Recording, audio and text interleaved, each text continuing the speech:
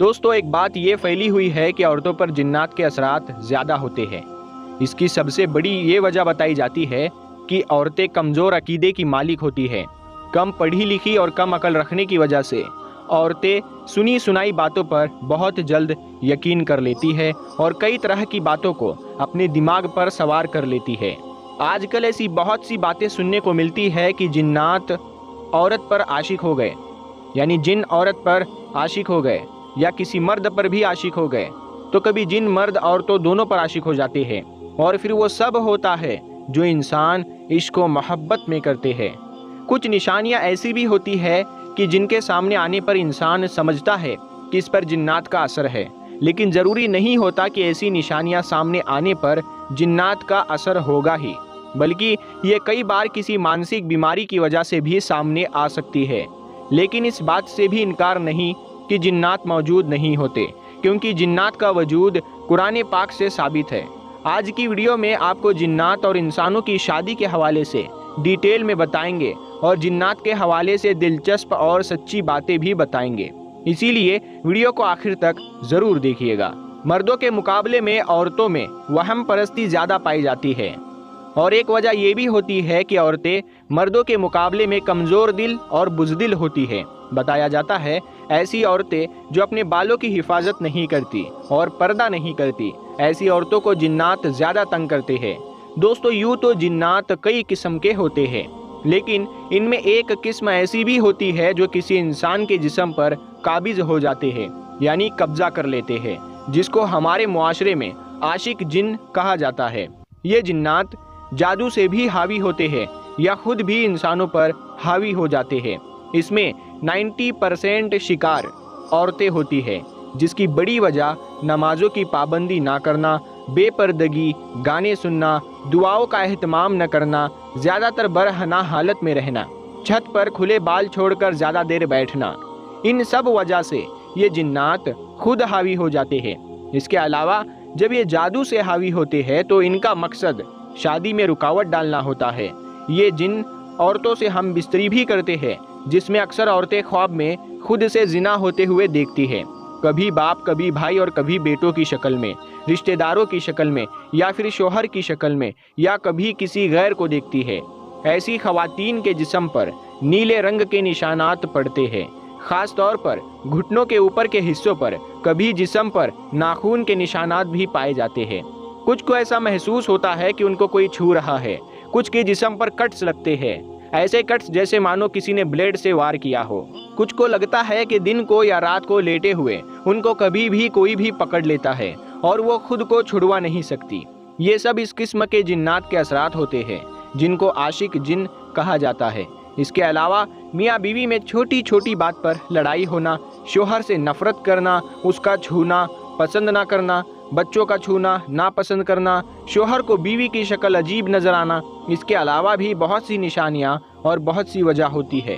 یاد رہے کہ جنات اس وقت کسی عورت یا کسی مرد کے جسم پر قبضہ جماتے ہیں جب وہ ننگے ہو کر آئینے کے سامنے کھڑے ہو کر اپنے جسم کو دیکھتے ہیں، یا واش روم میں بلا ضرورت برہنہ ننگے ہو کر بیٹھے رہتے ہیں، یا زیادہ تر اکیلے رہتے ہیں اور غمگین رہتے ہیں، اپنے آپ سے باتیں کرتے رہتے ہیں۔ اسی طرح رات کو سونے سے پہلے تکیے پر سر رکھ کر سونا بھی جنات کو قریب لاتا ہے۔ لڑکیوں کے کھلے اور گھنے بال دیکھ کر بھی جنات ان کے جسم پر قبضہ کرتے ہیں۔ پیارے دوستو اور میری بہنوں، اب آپ کو کچھ طریقے ایسے بتاتے ہیں کہ جن پر عمل کرنے سے جنات سے حفاظت ہو سکتی ہے۔ جب آپ کپڑے پہنے تو بسم اللہ پڑھ کر پہنے، تاکہ جنات آپ کو برہنہ حالت میں نہ دیکھیں۔ حدیث پاک کا مفہوم، اگر بیت الخلا جانے سے پہلے بسم اللہ پڑھ لے تو ان کی شرمگاہیں جنات سے چھپی رہتی ہے۔ جب آپ بستر پر جائیں تو ہمیشہ دائیں پہلو پر لیٹے اور سونے سے پہلے قرآن پاک کی آخری 2 سورتیں پڑھ کر سوئے۔ رات کے بیچ حصے میں بلند آواز میں بات نہ کریں، ایسا کرنے سے جنات پریشان ہوتے ہیں اور یوں وہ آپ کو نقصان پہنچا سکتے ہیں۔ کوئی چیز پھینکنے سے پہلے یا پھر بلند جگہ سے چھلانگ لگانے سے پہلے اللہ کا نام لیا کریں۔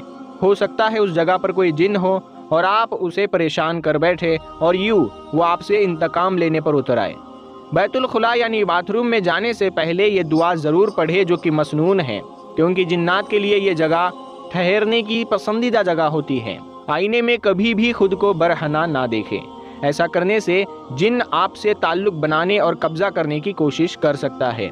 प्यारे दोस्तों, याद रहे कि बतलाई गई निशानियाँ ज़रूरी नहीं है कि जिन्नात ही की वजह से हो, क्योंकि 95% औरतें जो खुद पर जिन्नात के हावी होने का शक करती है, उन पर ना जादू होता है ना ही जिन्नात होते हैं, बल्कि वो वहमी या मानसिक बीमारी होती है या फिर हिस्टेरिया का शिकार होती है।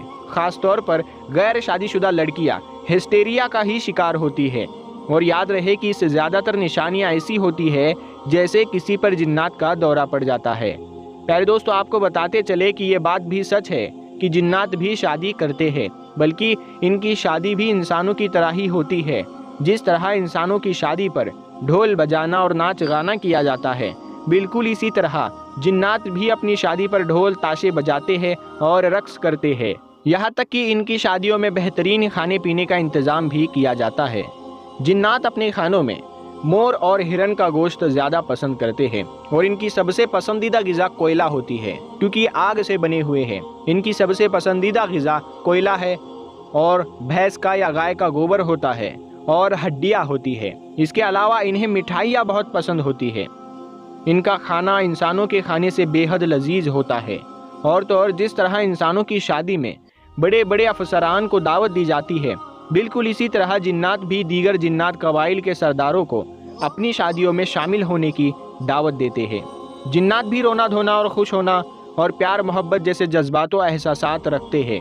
दोस्तों, आपकी मालूमात के लिए अर्ज़ करते चले कि जिन्नात के वजूद का जिक्र कुरान करीम में आता है और एक पूरी सूरह जिन के नाम से मौजूद है।